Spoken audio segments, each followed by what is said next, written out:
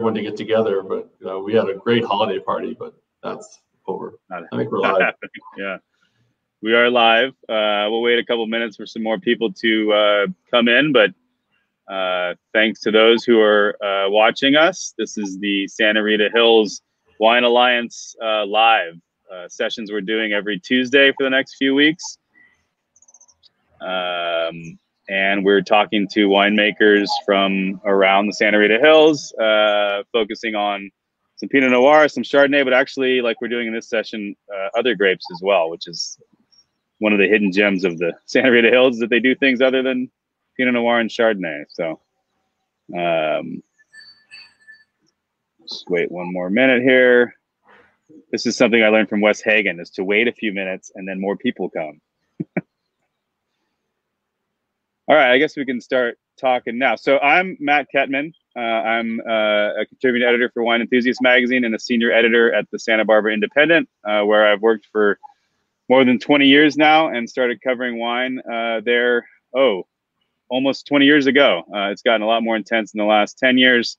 I'm actually in the finishing stages of a book project right now, all about the winemakers of Santa Barbara County. It's called Vines and Vision. You can look at the website, vinesandvisionsb.com, and pre-order some copies if you want.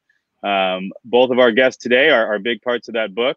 So on today's virtual tasting and information chat, we have Douglas Barden Margerum, who many of you know from his Winecast days, which he owned for basically more than 20 years, and then got into his own winemaking basically almost 20 years ago at this point. So he's going to pour some great wines for us today. And we also have Bruce McGuire, a living legend of the Santa Barbara County wine world. He is the winemaker at Santa Barbara Winery and Lafond Winery, which is owned by Pierre Lafond, both of them.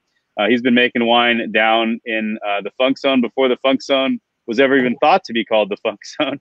I think they've moved most of their winery operations up to the valley now, but still the tasting room is down there in the Funk Zone, and a thriving place even in this environment. So we're going to start off talking with Bruce, and we're going to talk about his Riesling first. So hopefully some of you guys purchased that at home. But just to give you a heads up on what's to come in these sessions in the next few Tuesdays, next week we have Dragonette and Liquid Farm pouring some wines on July 7th at 5:15. So check us out there. We'll be tasting some Chardonnay and Pinot then. Then on July 14th, we have Justin Charbonneau from Temperance Cellars and Matt Kowalczyk from Buscador Wines.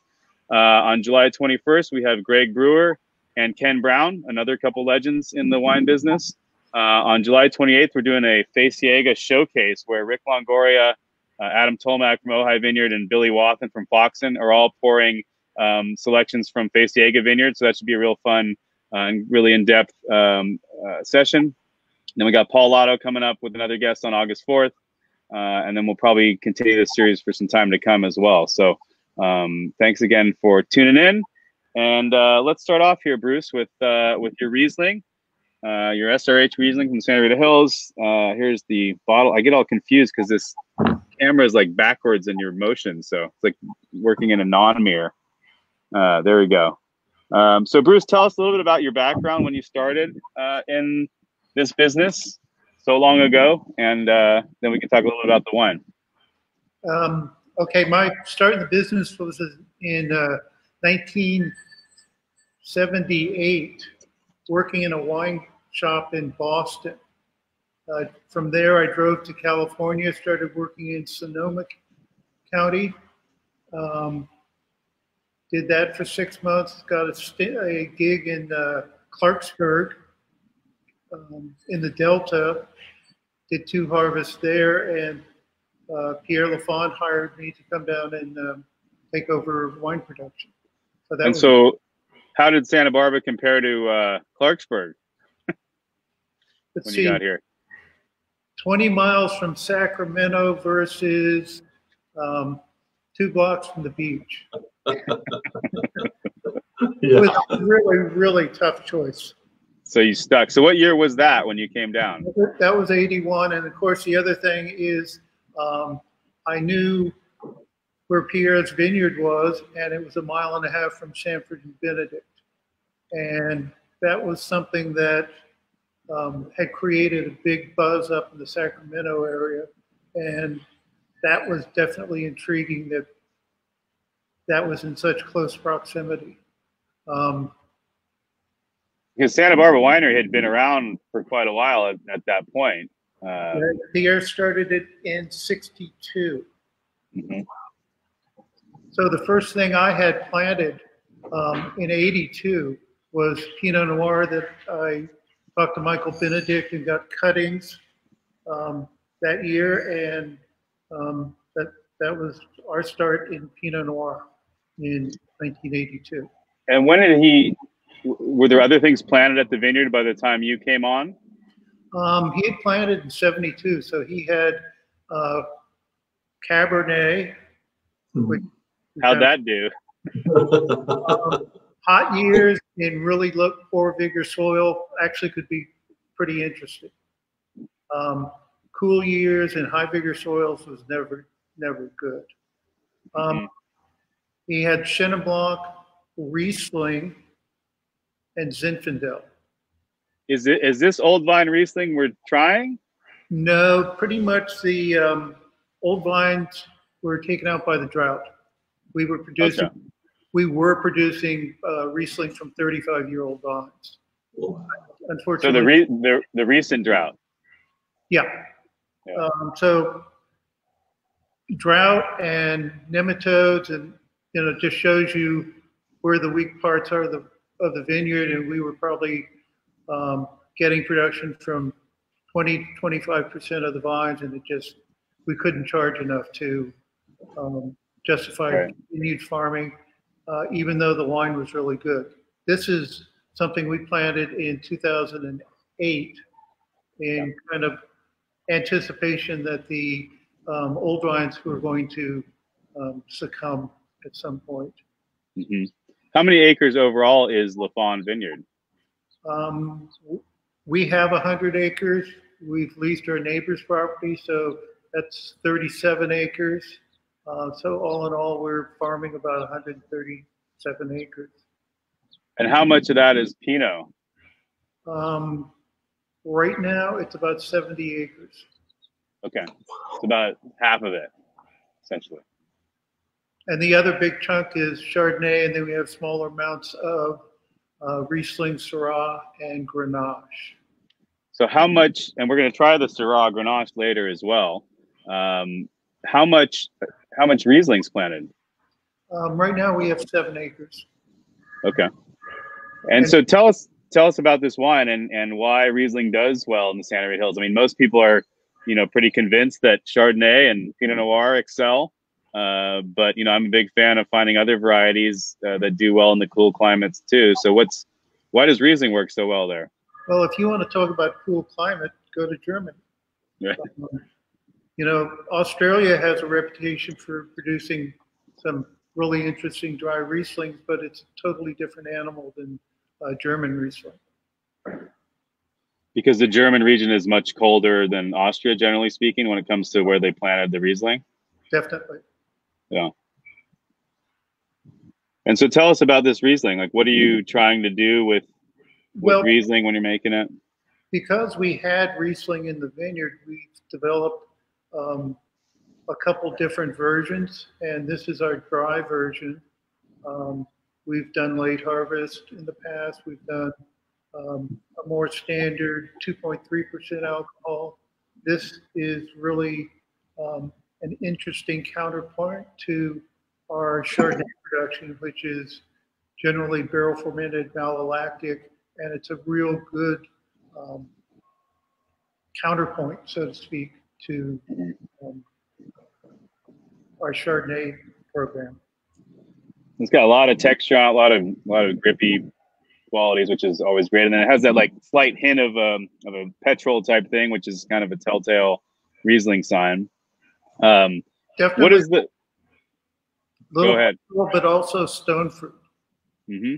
Yeah, you can see that nectarine even. Yeah. And so what is the market like for Riesling these days? I know there's always been this confusion, at least in America, of whether it's dry or whether it's sweet. What do you see in your tasting rooms? I think people are more receptive to dry Riesling 10 years ago, you'd say this is a dry Riesling, and they go, "Oh, I don't like Riesling; it's sweet." I go, "No, this is a dry Riesling." It's really good as a kind of starter wine. It's appetizer. It's a different kind of spectrum of white wine. We have free tasting rooms, so we're able to get people to taste the wine, and when they taste the wine, they buy it. And do you guys use all the Riesling grapes, or do you sell any? We've sold little bits here and there in the past. Find some place to put it. And any of it in distribution, or all through your tasting rooms? We have a small amount with the what was the Henry Wine Group. Mm-hmm. Winebow. Oh. And we do a lot of kind of direct sales in Santa Barbara, and it's a good tasting room wine. Right. We don't make huge amounts of it, but if you distribute the production over potentially 3 or 4 different versions, we usually are able to utilize it pretty well. And my sense is that there used to be a lot more Riesling in Santa Barbara County, generally speaking. I mean, in the early days, people planted Riesling. That was one of the first things you planted, right? I mean, is that? Biennacido had a pretty good chunk. Sanford and Benedict planted Riesling. I made wine out of that. It seemed like it was a different clone. It and Biennacido tended to be less aromatic than whatever or wherever our Riesling came from. But in '72, it was typically cuttings out of somebody else's vineyard. Right. Not super well tracked necessarily. No, not at all. Doug, am I tripping, or do you make a little Riesling?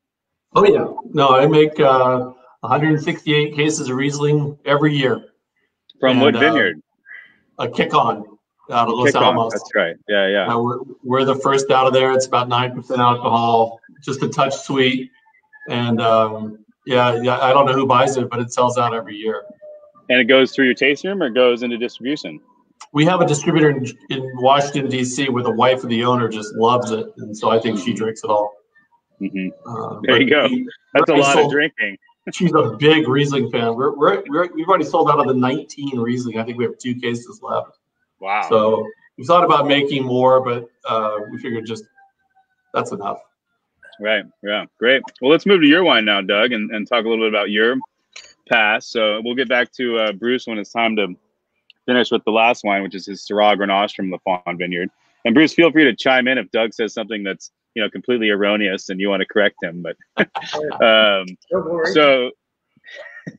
Doug, tell us a little bit about I never lie. I often exaggerate. Like all good winemakers, yeah. That's right. So tell us about your background and wine cask a little bit, and Margerum Wine Company, and then why you started the Barden brand. So I came to town in 1977 to go to college at UCSB. I graduated with a degree in economics in 1981.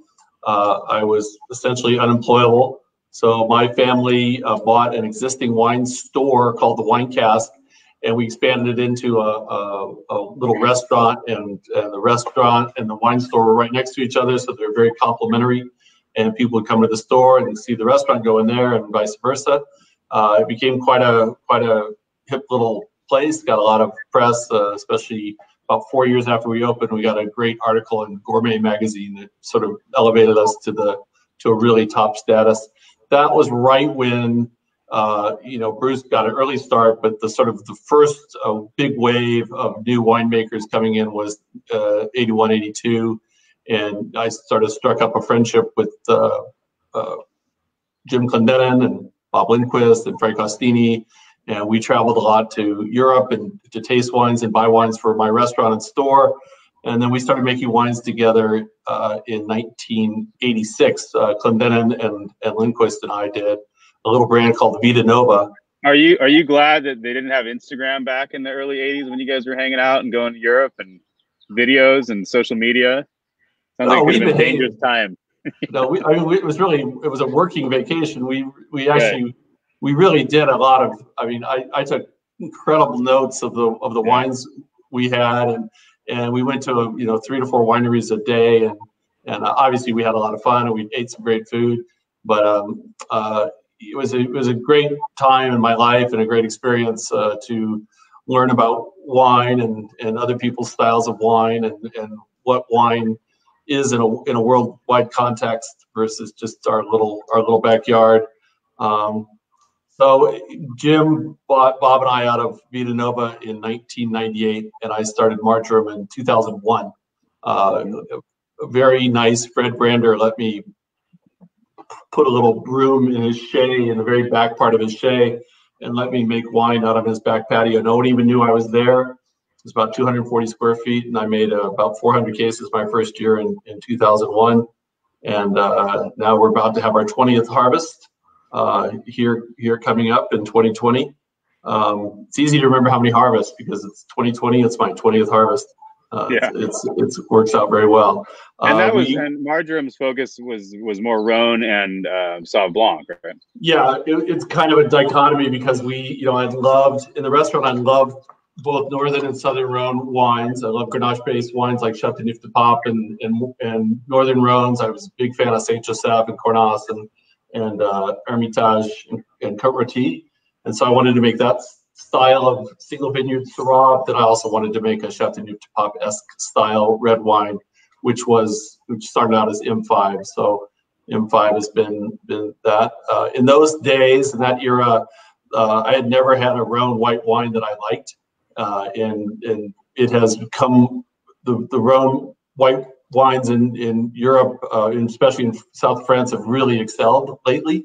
I got a job consulting for a winery in the south of France from 7 to 10, and helping out making wines there. And one of the projects we worked on was setting up a white wine program for this winery. So along with Philippe Gambi, we did a lot of tasting and did a lot of working as to what white grapes we would select to plant this vineyard. And I just took that knowledge and planted those grapes in the estate vineyard we took over about 6 years ago now, the old Honey vineyard on Almo Pintado Road.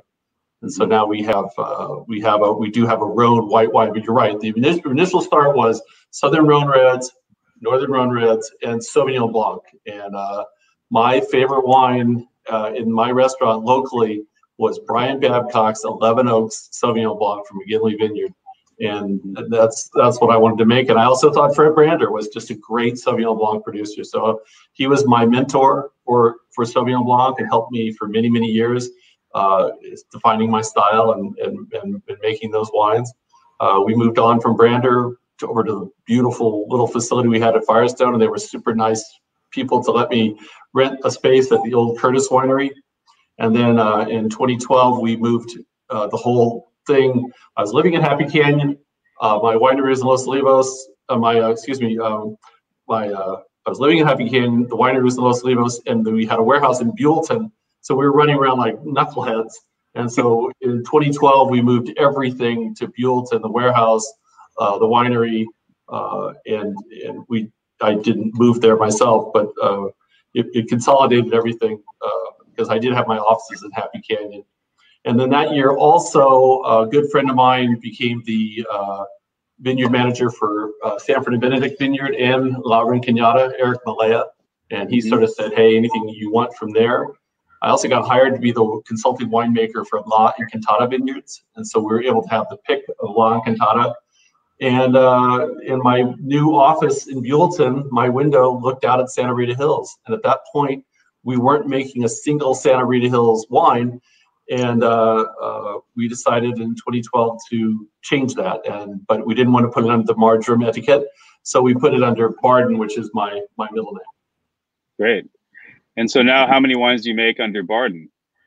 I think that's a good question. It's about 8 different wines. We make a Vangria Pinot Noir. We make this wine, Font, Chardonnay, Sanford and Benedict Viognier, Sanford and Benedict Chardonnay, 3 different Pinot Noirs, and then and then Syrah and Grenache. So quite a bit. I think we're going to sort of bring that down. One of the questions I got asked recently by Eric Asmanoff is what I'm going to change going forward. And I think we make a lot of different wines, and we've just combined the Barden and the Margerum tasting room together into one tasting room. So I don't necessarily want to have Barden compete against Margerum. And we're making what I would describe as frivolous wines. Wines that don't make money. So like the Sanford and Benedict Van Grie of Pinot Noir, I could make Pinot Noir out of it and sell it for $82 a bottle, or I can make barrel fermented rosé and sell it for $28 a bottle, and that's not good math in anyone's book. Right. So Van Grie of Pinot Noir is off the table, so we're just going to lower the number of SKUs on the Barden brand a little bit, as well as the Margerum brand in this new era. And now that we've combined the two tasting rooms, right. But I really wanted to show both these wines because these are wines that are really important in the group of wines that we do. And Font, it's the silliest name in the world. No one knows how to pronounce it, but it's a legendary wine because it's old vines planted by Richard Sanford at La Encantada, and it's a blend of 1/3 Pinot Gris, 1/3 Pinot Blanc, and 1/3 Chardonnay, all old vines. And it's one of my favorite wines that we produce. All of our good friends, Pietro over at Pane Vino, loves it because he grew up in northern Italy in a little town called Fonte. And Fonte is in both Fonte in Italian means spring or source, and the same thing in France. It's a spring. So these are some of the first white wine grapes, the only Pinot Gris and Pinot Blanc planted in Santa Rita Hills, as far as I know. And it's just a really unique, interesting wine. And is this a traditional blend in the old world in any way? I mean, does this happen in Burgundy, or is this just something you made up? No, some parts of it happen. Like Henri Gouge does a Pinot Blanc old vines, which is one of my favorite wines. There are some people always reserve Bourgogne Alagote to help blend in with Chardonnay if it's a low acid vintage. Both Pinot Blanc and Pinot Gris are allowed white wine varietals in Burgundy. There's not a lot of it. Clendenin used to make this wine that I loved called Hildegard, and I'm unabashedly copy great things that I love. And Jim made his Hildegard with Chardonnay, Pinot Blanc, and Alagote, and mine is Chardonnay, Pinot Blanc, and Pinot Gris. And Pinot Gris started serving the same role that Alagote does, adding nice zippiness and good acidity to it. But his was a little richer, if I remember the Hildegard well. I mean, this is much more racy and absolutely. It's picked a little bit riper, and I think he leaves it in a barrel a little bit longer. And his winery is a lot warmer than my winery. I keep my winery really stupidly cold, so the wines don't get as concentrated and as rich as Jim's wines. But this is fermented in very large barrels, 600-liter demi-muid barrels. So we essentially three demi-muid barrels that are put together. This is 1/3, 1/3, and 1/3 Chardonnay, Pinot Blanc, and Pinot Gris. Yeah, and please tell me this isn't one of the frivolous wines that you're going to get rid of, because this has always been one of my favorite wines of the year, honestly. It's one of my absolute favorite wines. It's my wife's favorite wine. We love it. It is a little difficult to sell because of the name and because it's not a varietal, but it doesn't matter. It ages super well. This is the 17. We're just getting ready to release the 18, and I don't care if I have a bunch of it around. I'll just keep it around and sell it to people who enjoy something with a few years of bottle age on it. Right. And it's not, I taste, for wine enthusiasts, I taste like 200. Actually, during the COVID thing, I've been tasting like 300 wines a month for the magazine. And I rarely get a Chardonnay blended into anything. And if I do, it's usually kind of a weird, like obscure blend that's just someone's just trying to be weird or get rid of some fruit they have sitting around. But this one really works quite well. And that's why I'm a little surprised to hear that while it may be allowed in Burgundy, it isn't like a third isn't a thing there, because it seems to work really well. I think it still fits into the Burgundian tradition. I feel it still has Burgundian qualities to it. We actually make it in a Burgundian way. We barrel ferment it.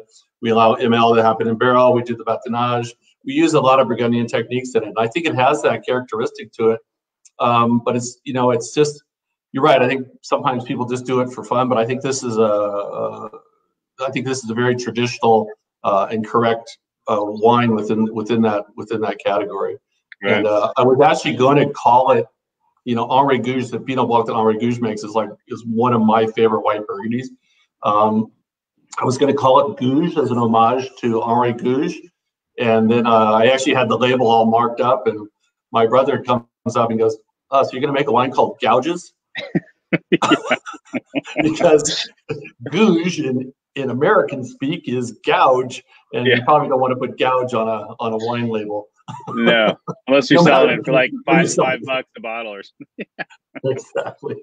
But I'm glad it's one of my favorite wines. I really wanted to show it because we wanted to show something different. And these wines are very, very rare, and there's just this wine doesn't exist in Santa Rita Hills, much less the world.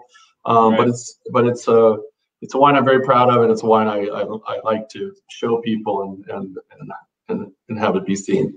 Yeah, it's sad to hear that Pinot Blanc is being ripped out, mostly not being planted. I mean, this is not Santa Rita Hills, but Biennacido, Jay Wilkes always makes a fantastic Pinot Blanc there, and then and Edelman's, Jim Edelman's from Bon Climat makes Jim, yeah, and then actually Jed Steele makes one from Biennacido. It's also fantastic, and it's only like $18 or something. So it'd be nice to see it stick around. Bruce, have you ever made a Pinot Blanc? That's one thing I haven't made. Whoa! So I'm curious, Doug, what is Old Vines? Well, that's a good question, Bruce. That's why I asked. Without an answer.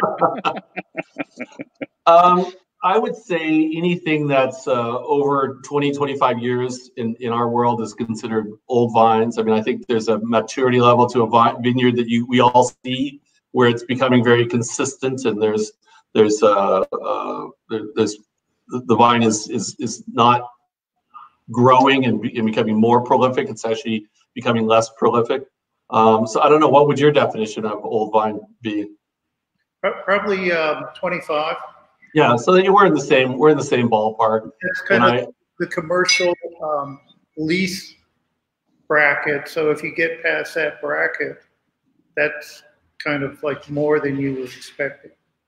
Right. So we're at I think he planted this vineyard in 78 or 79 at La Cantata. So we're 21 years old. No, you're at 40 years old. Oh, sorry. 79. 70, so 2020. So yeah, this is when did I have to look it up? I'm sorry. It might have been later than that. Yeah. It had to be later than that. Yeah. Do you remember when he planted La Cantata, Bruce? Maybe I have a computer. 20 somewhere ago. 20 years ago.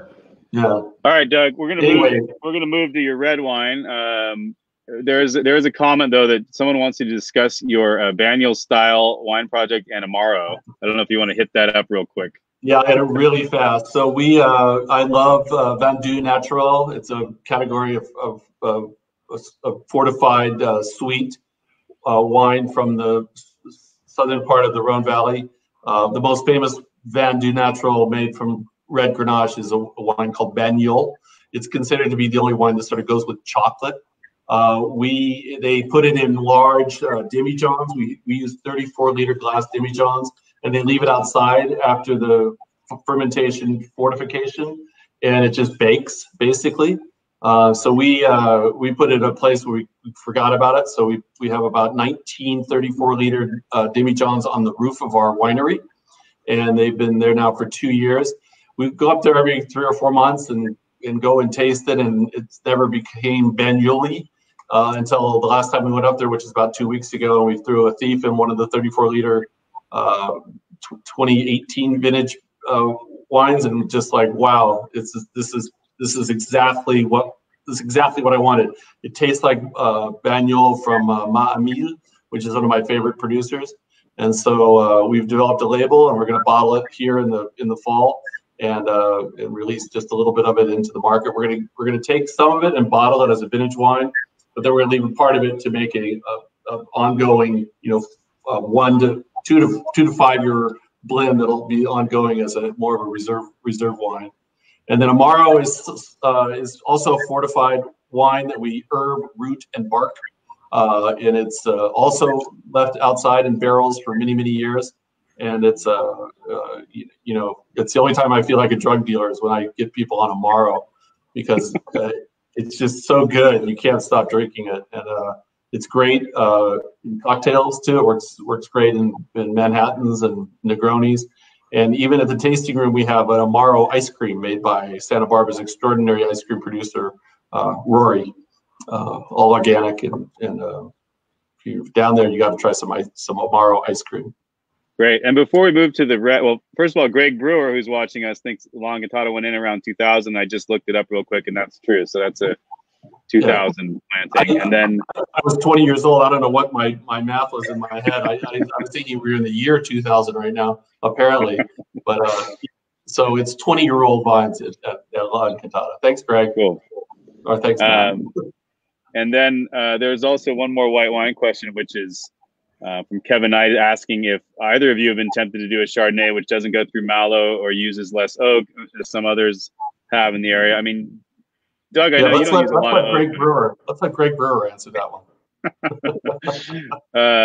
You don't use a ton of oak, Doug, on your Chards, do you? Yeah, I do. They're all barrel fermented, and they're about 50% new wood, plus 1 and 2-year-old wood. I just think that, you know, as Jean-Francois said, the owner of Tannerie, Francois Frere, maybe in my opinion, the best barrel producer in the world especially for Burgundian varietal wines. He said there's no such thing as an over-oaked wine, just an under-wined barrel. So if you put fat wine in a warm winery in barrel, it's going to suck a lot of wood. We have a super cold winery, and we put very nervy wine in barrel, and it doesn't become over oaked in that process, but it oxidizes and matures in what I always call controlled spoilage. Is what winemaking is, and it spoils in a very slow way and ages, and then once you put it in the bottle, it has the tannin and the structure that oak gives it, but without necessarily showing a planky, oaky flavor. Right. And that's why I thought that, because your wines never strike me as oaky really at all. So, and then Bruce, you make a variety of different Chardonnays. Some are oakier, and some you have a stainless program, don't you? A small program, basically tasting room wine. Made just like the Riesling, so it's only stainless, aged sur lie for 8 months or so. Bottled. It's usually one of our best vineyard blocks, so it's really showcasing really good fruit. Right. You know, I think that non-oak Chardonnays could be terrific. Greg Brewer's wines being the perfect example, the Diatom and Chablis. You know, some of my favorite wines are from the Chablis district in there. But quite honestly, my favorite Chablis is a producer who ferments and ages the wine in barrels. So that's Ravenel. And so you know, I'm in the oak makes wine, especially Chardonnay. Chardonnay tends to be kind of innocuous. It doesn't have a lot of flavors to it as a grape. So it needs winemaking. It needs lees, and it needs oak, and it needs oxidation, and it needs things to gather flavors. But that's just me, you know. But I love and drink a lot of non-oak Chardonnay. Great. Before we jump back to Bruce's wine, let's talk about your Syrah here, Doug. I mean, I'm a huge fan of Cool Climate Syrah. I can't get enough of it, basically, and you are on this one particularly, you know, pushing limits pretty strong there. 12.8 alcohol. 12.6. What do you? This one says 8, but it does. The actual number is 12.6 because oftentimes we put the alcohol on the label because we don't know what it is yet, and then we actually know what it is once we bottle it. But not a light wine by any means. I mean, in color. No, it's got a great color, but that's the beauty of cold climate. You know, you can get full physiological mature grapes without a lot of potential alcohol on it. And you know, the geeky numbers, it's 3.68 pH, and I think it's the TA 6.2.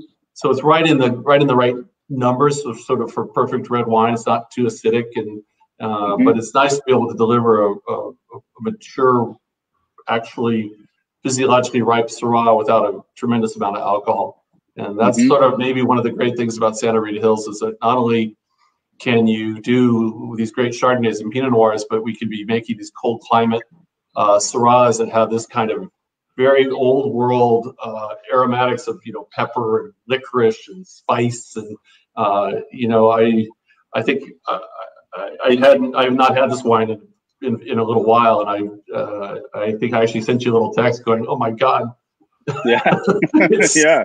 No, it's great. I know. I'm really stoked about how this wine is showing and tasting. And what do you? I mean, I mentioned this on last week's session when we were tasting some cool climate Syrah from Terra and Maria at Camins to Dreams. But when I pull out a cool climate Syrah at a party, half the people think it's the best thing they've ever tasted, and half the people think something's wrong with the wine because it can be quite gamey and savory, which is what I love about it. But what do you find in the marketplace? Do people get it? I mean, are people into it? Syrah's been a little bastardized by a lot of people making super ripe, super sweet, over extracted Syrah, and there's a whole continent that has really done a disservice to Syrah. I make cold climate Syrah, and I make cool climate Syrah, and I've made sort of, in my first years I was making Syrah from Happy Canyon, which is just not a place to grow Syrah. The wines are just too ripe. They don't age. They don't last for a long time. So I like cold and I like cool. But certainly the cool climates are easier to sell than the cold climates. It takes more of a wine geek. But the whole Barden program, it's a couture winery. We make very little wine.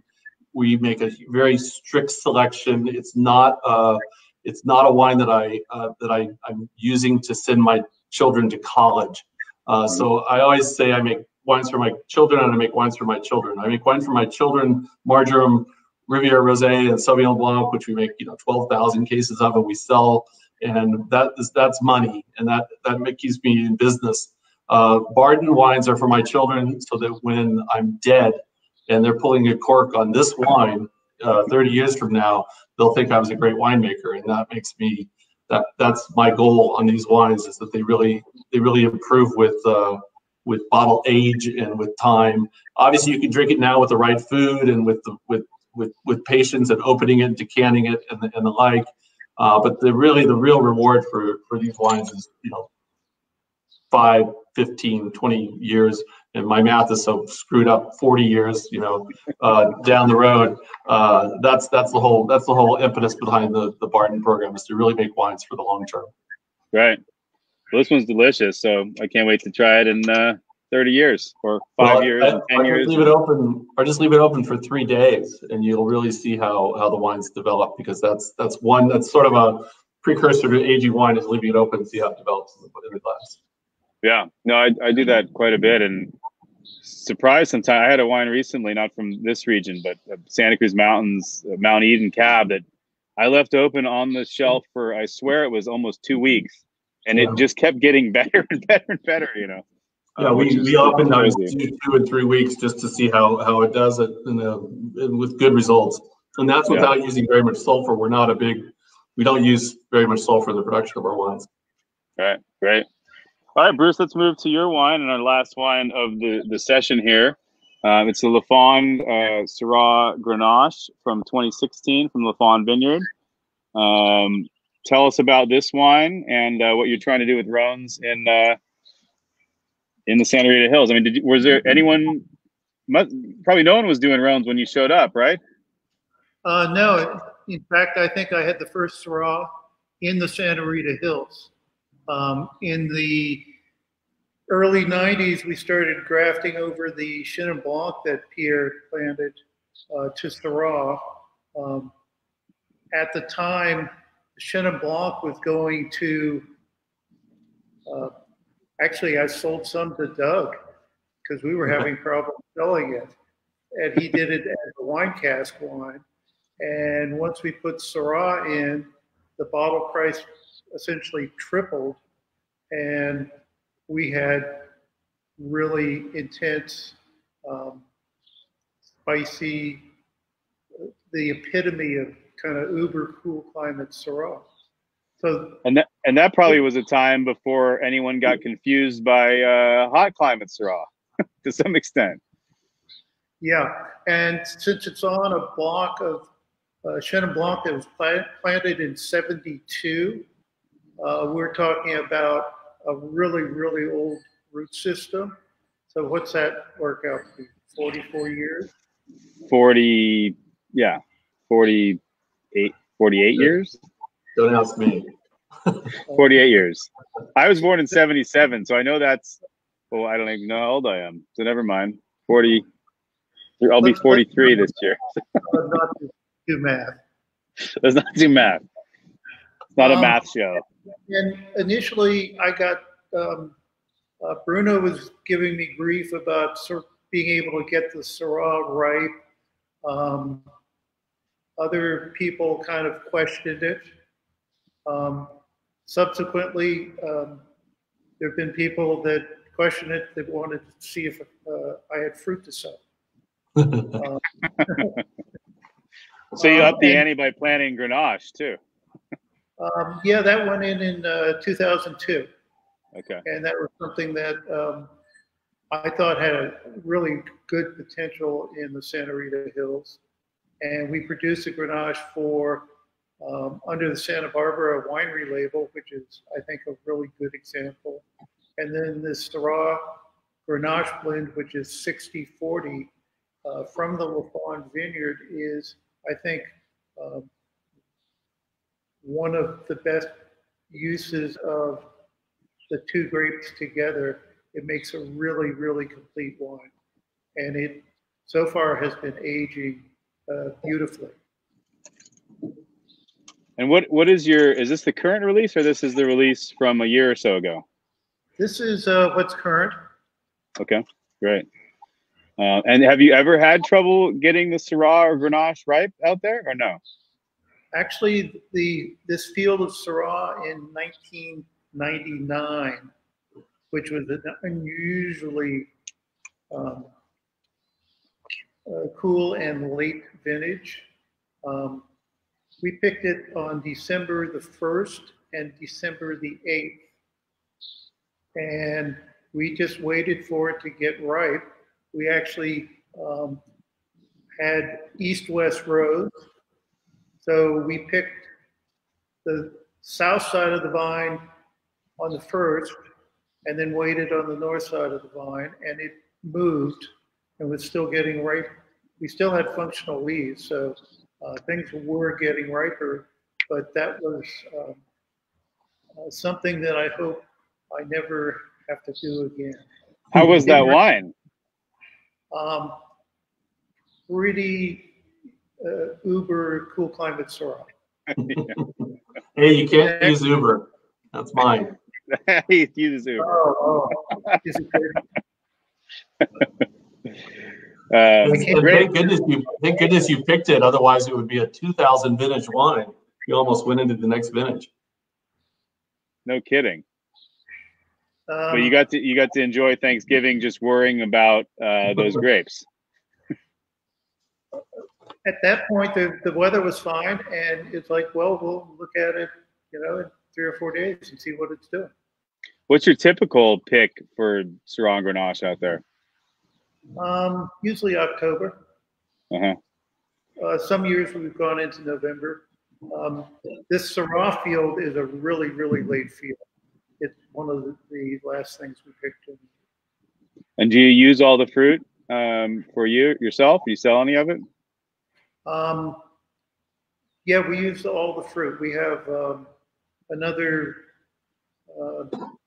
2 acres this is on the north side of the San Ynez River. We have another 2 acres. This is a 5-acre field. So we have 7 acres on the north side of the river.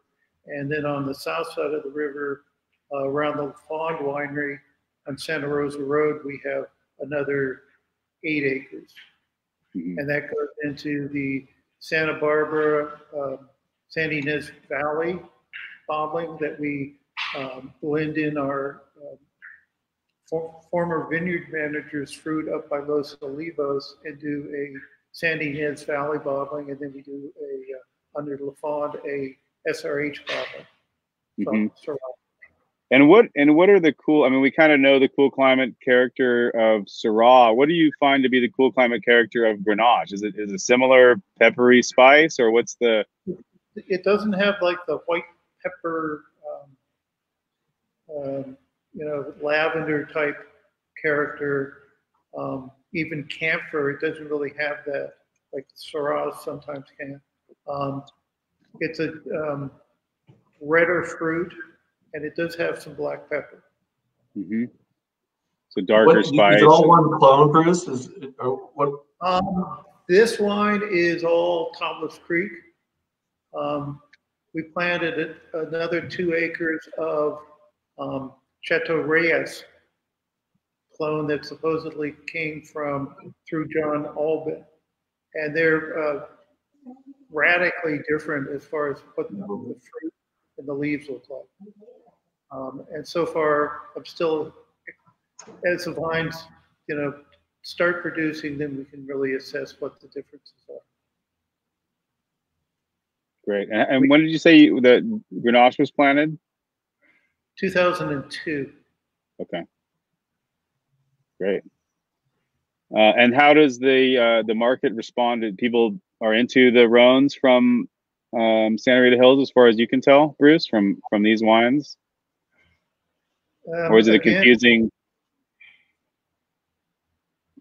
No, I think the Santa Rita, the SRH bottling that we do, definitely our national distributor has a fairly good time selling it. It's a distinctive wine because it is not, like Doug was saying, jammy fruit bombs that are just like big and flabby and kind of blobs of fruit.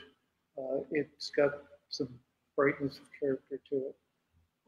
Hey Bruce, what's the future of Santa Barbara Winery in downtown in the Funk Zone? What are you guys doing? Are you consolidating everything in one place, or what's going on? The idea is that we have another property that we're developing to do the white production that we've been doing in Santa Barbara. Of course, the